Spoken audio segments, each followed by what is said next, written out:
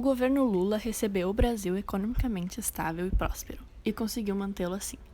Durante esse período, o real continuou em estabilidade, o PIB brasileiro aumentou e diversos programas sociais foram criados, o que fomenta a economia interna do país, fazendo com que o Brasil não fosse tão afetado pela crise econômica mundial de 2008.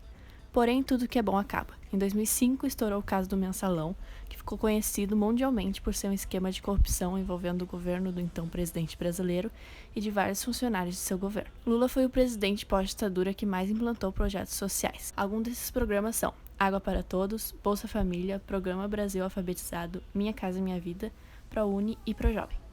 Além disso, ele criou laços políticos e comerciais na África, América do Sul e Ásia, e fez alianças com políticos de outros partidos sem eles serem de esquerda.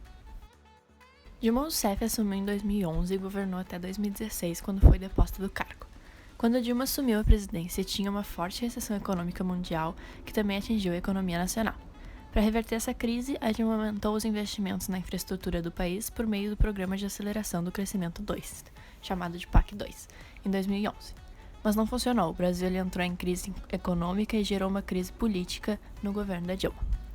A então presidente manteve os programas de assistência social como Bolsa Família, Minha Casa Minha Vida e criou outros como Luz para Todos, Mais Médicos, Pronatec e Sisu.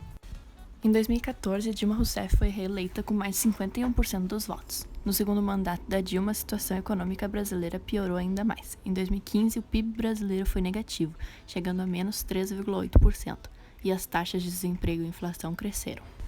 Em maio de 2016, a maioria do Senado votou pela abertura do processo de impeachment da Dilma por crime de responsabilidade fiscal.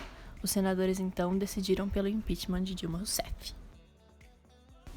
Michel Temer assumiu a presidência em 2016 e permaneceu no cargo até 2019. O governo Temer ficou marcado como o mais impopular desde o fim do regime militar. Temer aprimorou o projeto Bolsa Família, criando um programa chamado Progredir. A primeira principal medida do governo de Temer foi a aprovação da proposta de emenda constitucional 241, também chamada de PEC 241, que diminuiu a destinação de recursos públicos para as áreas essenciais como saúde e educação. Em 2017 foi aprovada a reforma trabalhista, que na realidade precarizou as relações de trabalho. Sendo assim, Temer foi investigado por suspeita de 3 crimes: obstrução da justiça, corrupção passiva e organização criminosa. Além disso, ele foi acusado de corrupção e peculato na empresa eletronuclear. Ele foi, então, em 2019, preso pela força-tarefa da Operação Lava Jato e sai do cargo da presidência. Jair Bolsonaro assumiu o cargo da presidência em 2019 e seu mandato dura até 2022. Em 2019, houve a reforma da Previdência e do governo editou a Lei da Liberdade Econômica e lançou o Programa Verde e Amarelo, ambas com cunho empreendedor. E, além disso, ele regulamentou a transação tributária. Em 2019, o governo fechou o ano com a menor taxa básica de juros da história, sendo ela 6,5% ao ano, e com um crescimento do PIB melhor do que o esperado, apesar de ainda ser fraco.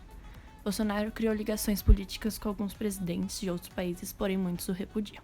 Com a pandemia do coronavírus, Bolsonaro criou o auxílio emergencial de R$ 600 e pretende investir no projeto Mais Bolsa Família, uma versão melhorada do programa já existente.